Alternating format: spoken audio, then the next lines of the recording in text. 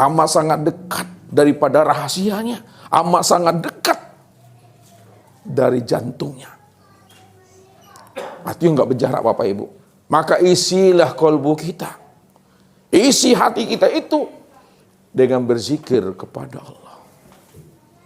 Tapi zikir yang dimaksud oleh Ustadz bukan hanya sebatas melafazkan kalimat zikir. Bukan zikir yang lupa, tapi benar-benar zikir yang ingat. Maka hati itu gunakan untuk mengingat Allah. Banyak orang berzikir, tapi zikirnya zikir lupa. Banyak orang berzikir, tapi zikirnya zikir lalai. Melafazkan kalimah zikir, subhanallah, alhamdulillah, Allahu akbar, la ilaha illallah. Tapi dia lupa, dia lalai. Tidak ingat dia siapa subhanallah itu. Tidak ingat dia siapa yang alhamdulillah, Allahu akbar. Tidak ingat dia siapa dirinya itu. Tidak ingat dia siapa yang melihat dan mendengar serta berkata pada dirinya itu. Tidak ingat dia siapa yang hidup itu. Tidak ingat dia siapa yang bergerak itu. Tidak ingat dia siapa yang diam itu. Kalau dia tidak ingat siapa yang melihat, tidak ingat dia siapa yang mendengar, yang bergerak dan diam, itu namanya zikir lalai selama ini. Zikir lupa. Maka sebenar-benar zikir itu ya ingat Bapak Ibu.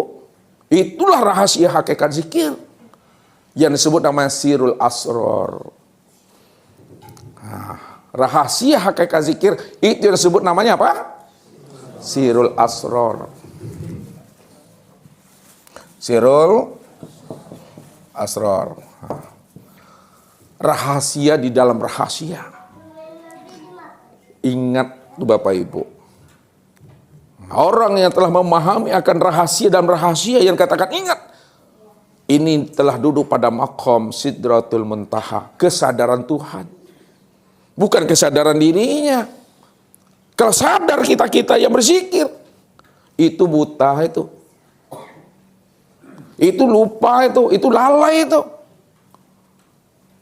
Yang sadar itu maksudnya Allah. Kesadaran Allah yang hidup pada diri kita. Bukan kesadaran kita yang merasa kita itu hidup. Tapi kesadaran Allah yang hidup pada diri kita ini. Jadi yang sadar itu siapa? Yang sadar itu Allah yang sadar. Allah itu aku. Innani anallah la ilaha illa ana. Yang sadar itu aku. Aku ya Allah itu. Nggak ada yang lain selain daripada aku. Maka kesadaran Allah lah yang hidup pada diri kita. Bukan kesadaran kita yang hidup di dalam diri. Tapi kesadaran Allah. Itu yang disebut namanya sidratul muntaha. Kesadaran tertinggi. Puncak kesadaran. Jadi sidratul muntaha jangan Bapak Ibu pahami secara bahasa syariat. Kalau sidratul muntaha dipahami secara bahasa syariat. Maka yang tergambar alam. Rasulullah menemui Tuhannya di alam sidratul muntaha. Langit ketujuh. Padahal Rasulullah bertemu dengan Allah itu pada maqam sidratul muntaha. Puncak kesadaran Tuhan. Allah yang wujud. Wujudnya Allah itu sempurna pada dirinya. Ini disebut namanya Muhammad Rasulullah itu. Karena dirinya seorang yang ada ketika itu. Disitulah dia memandang Allah pada kesadaran yang tertinggi. Bahwa ya Allah itu yang diriku. Diriku ini wujud nyatanya Allah itu. Itu maqam sidratul muntaha namanya. Nah, inilah orang yang bertemu dengan Allah. Satu wujud dalam rahasia diri. Jadi Rasulullah itu bertemu Tuhannya. Satu wujud dalam rahasia dirinya sendiri. Karena rahasia dirinya itulah rahasianya Allah. Rahasia Allah, ya Allah lah itu. Pada dirinya. Karena dia cuma yang ahad. Maka disitulah Allah katakan al-insanu siri wa nasiruhu. Al-insanu siri wa sifati la ghairi. Tidak ada lain daripada dia. Tuh. Ini rahasianya hati. Maka asma Allah pada insan itu sebutnya hati itu. Ini yang mesti dibersih. Kalau tidak dibersihkan Bapak Ibu, banyak musang di dalamnya. maka selama itu kita nggak akan pernah bisa mengingat Allah tuh. Ya, mesti dibuang musangnya dulu, diusir musangnya, dihalau musangnya. Contoh kata Ustadz Bapak Ibu, ini contoh Ustadz buka karena pemahamannya. Ini sumur Bapak Ibu, sumur. Nah, jangan dipandang apanya, gambarnya. Ya, ambil pahamnya tuh sumur. Di sumur tuh ada air. Iya, di sumur ada air. Ada air, bukan sumur kosong. Lalu masuk mencit di dalamnya. Masuk mencit. Mencit apa tuh Pak? Tikui. Tikui tahu? Oh, mencit nak ngerti, tikui apalagi. Tikus. Paham tikus? Tahu. Ini sumur, di dalam sumur itu masuk tikus dalamnya. Bukan mencit, tikus. Nah, masuk tikus. Lalu matilah tikus tadi di dalam. 1 minggu dia di dalam tuh. Berminggu-minggu dia di dalam itu Bapak Ibu. Bertafakur dia di dalam. Bertafakur dia di dalam. Akhirnya air ini berbau. Bau busuk, bukan bau arus busuk. Pertanyaan Ustadz. Kalau Bapak Ibu mengambil air sumur ini, dikuras sehabis-habisnya, apakah air ini akan bersih daripada baunya? Saya tanya dulu satu-satu loh, Bu Lia dulu. Ketika Bu Lia timba selalu air dalam sumur ini, hilang enggak baunya? Tidak hilang. Untuk memantapkan lagi, Pak Azwar, ketika Pak Azwar sama-sama mengambil air sumur itu, dikuras sebanyak-banyaknya, hilang enggak baunya air yang sumur itu? Tidak. Pertanyaan yang ketiga, Ibu Lina lagi. Halo Ibu Lina.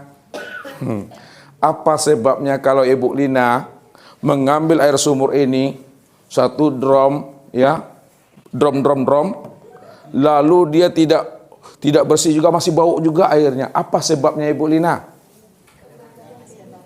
Karena ada bangkai tikus di dalamnya. Kalau bangkai tikus di dalamnya masih ada, bangkai mencit masih ada dalamnya, bagaimanapun berember-ember, berdrum-drum Bapak ambil air sumur itu, tetap dia bau bangkai. Tidak akan pernah bersih dia.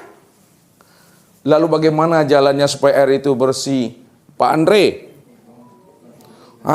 dibuang mencitnya, bangkainya itu dikeluarkan.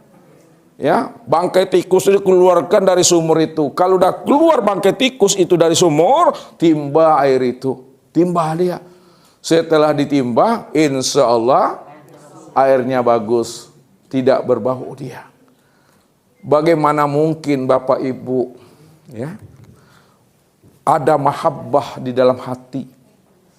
Bisa kita merasakan kehadiran dan kedekatan Allah di dalam hati kalau bangkainya masih ada di dalam, mencitnya masih ada di dalam, musangnya masih ada di dalam. Selama musang ada di dalam hati, bangkai tikus masih ada dalam hati, maka zikir kita tidak akan memberi faedah. Capek berzikir saja Bapak Ibu. Walaupun pendek lidah kita ini kena rajin berzikir, tapi kalau ada bangkai tikus di dalamnya, tidak akan pernah hadir rasa rindu, mahabbah dan bermanja-manja dengan Allah itu. Itu sempurna tuh ucapannya. Lalu bagaimana supaya ada mahabbahnya? Bisa munculnya rasa rindu, bermanja-manja dengan Allah. Buang bangkai tikus kalau ada di dalam hati itu. Keluarkan dia. Ketika Bapak Ibu mengeluarkan bangkai tikus yang ada dalam hati, maka inilah yang disebut proses yang pertama, dikatakan proses apa namanya, Daniel? Nak kena P gitu dong. Abdal, proses apa namanya ketika Abdul melakukan proses pembuangan bangkai tikus di dalam hati? Proses apa namanya? Proses awal mengelas.